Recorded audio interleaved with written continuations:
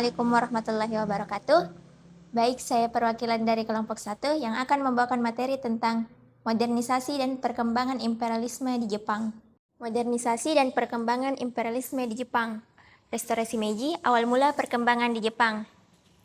Pada awalnya, Jepang merupakan negara feodalis yang menganut sistem kekaisaran, para shogun atau panglima militer, dan daimyo, semacam raja lokal atau tuan tanah.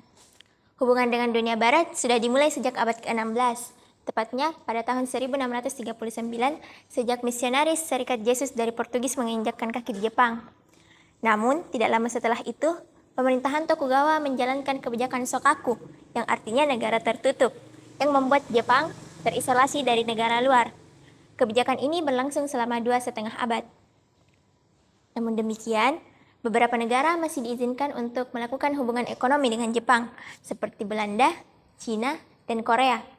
Terdapat dua alasan politis mengapa negara-negara ini masih melakukan hubungan ekonomi dengan Jepang.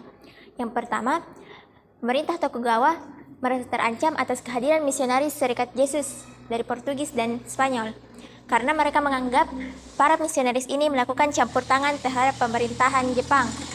Alasan yang kedua, untuk mempertahankan implementasi kekuasaan pemerintahan Tokugawa terhadap pesaingnya, yaitu Daimyo Tozama. Secara politis, pemerintahan Tokugawa memiliki posisi lebih tinggi dibandingkan Daimyo Tozama, tetapi secara ekonomis relatif lebih independen. Kebijakan ini mengalami titik balik pada sekitar pertengahan abad ke-19, tepatnya pada tahun 1854, persis seabad setelah terjadinya revolusi industri di Eropa. Kedikdayaan militer Amerika Serikat memaksa Jepang untuk menandatangani konferensi Konagawa antara Matthew Perry dan pemerintah Tokugawa. Konferensi Konagawa berisi kesediaan Jepang untuk membuka pelabuhan-pelabuhannya untuk kapal asing yang ingin berdagang. Meskipun demikian, bagi rakyat Jepang, konferensi Konagawa menjatuhkan martabat mereka, sehingga terjadilah perang yang dimenangkan oleh pihak Barat. Setelah itu, pemerintahan shogun dihapus kekuasaannya dan sepenuhnya beralih kepada kaisar, yaitu Komei. Pada masa pemerintahan Meiji, putra dari Komei, yaitu antara tahun 1868 sampai 1912, kesadaran itu muncul secara konkret melalui upaya-upaya perubahan besar, salah satunya itu restorasi Meiji.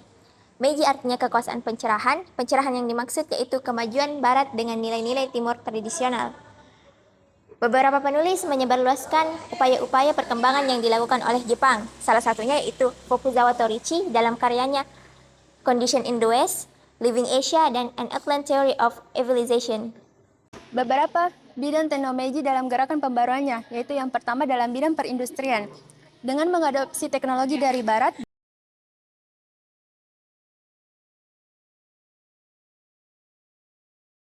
samaan dengan itu pula, Jepang mengembangkan sistem jaringan rel kereta api dan komunikasi. Yang kedua itu pada bidang militer. Pada bidang militer ini, Jepang menerapkan wajib militer pada laki-laki yang berusia 21 tahun dalam waktu 4 tahun dan 3 tahun sebagai tentara cadangan. Jepang juga meniru sistem dan strategi militer dari Jerman dan Inggris. Yang ketiga yaitu pada bidang perdagangan. Pada bidang perdagangan ini, Jepang mengembangkan pelabuhan-pelabuhannya menjadi lebih modern, begitu pula dengan kapal-kapalnya. Yang keempat yaitu pada bidang pendidikan. Pada bidang pendidikan ini, Jepang menerapkan wajib belajar bagi generasi muda bangsanya. Mereka dididik untuk mempunyai rasa cinta kepada tanah air, sikap pantang menyerah, dan juga berani mati atau bushido. Yang kelima yaitu pada bidang sosial. Pada bidang sosial ini, Jepang menghapus 4 kasta, yaitu dari yang tertinggi sampai yang terendah. Orang-orang yang bijaksana, seniman, petani, dan juga pedagang. Keempat kasta ini pertama kali diperkenalkan oleh Konfusius di Eira. Yang terakhir yaitu pada bidang hukum. Pada bidang hukum ini, sistem dan konstitusi yang dijalankan Jepang pada saat itu yaitu mengikuti model sistem dan konstitusi milik Jerman. Di sini saya akan menjelaskan tentang imperialisme Jepang.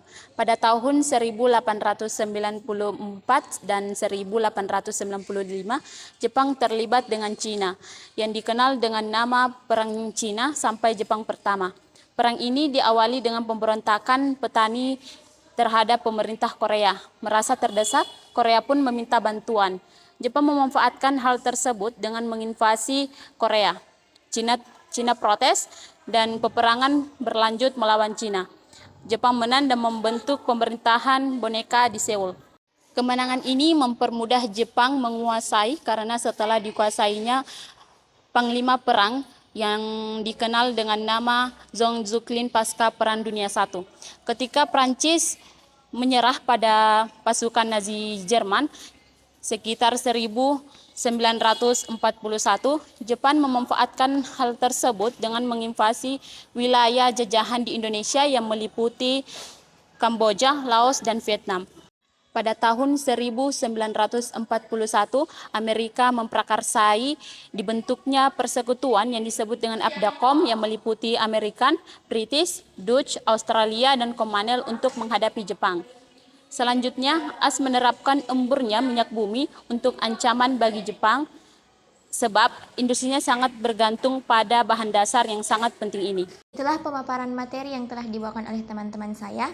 Semoga dapat memberikan manfaat bagi kita semua. Sekian, wassalamualaikum warahmatullahi wabarakatuh.